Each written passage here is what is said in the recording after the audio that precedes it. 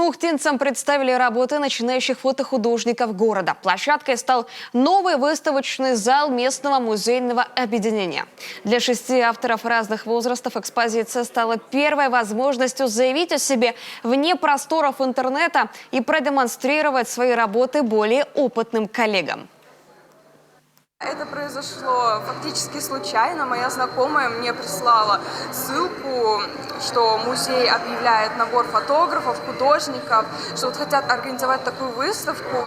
Отбор, если честно, был очень большой, около 30, даже, наверное, 40 работ я изначально представила. Мои, пожалуй, любимые фотографии – это вот фотография черно-белая, она называется «Аметист». Это моя самая ранняя из представленных работ. Нужно что-то, что должно зацепить зрителя. Нужно что-то помимо красоты самой природы. Лучше всего получается это, наверное, у самой старшей. Я фамилию, к сожалению, не помню. Участницы. А понравилось, наверное, поиск какой-то. Да, я увидел в работах, опять у меня вылетело из головы девушка. Самая молодая. Да, самая молодая участница.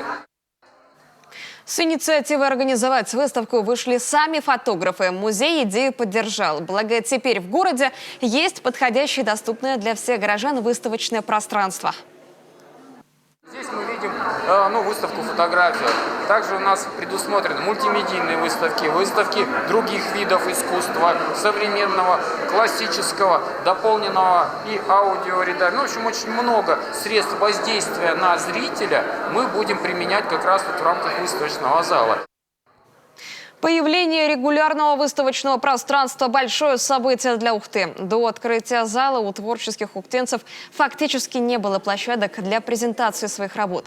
Пока не все оценили эту возможность, и сотрудники музея напоминают, каждый, кто занимается каким-либо творчеством и готов показать свои работы, может сделать это на площадке музея.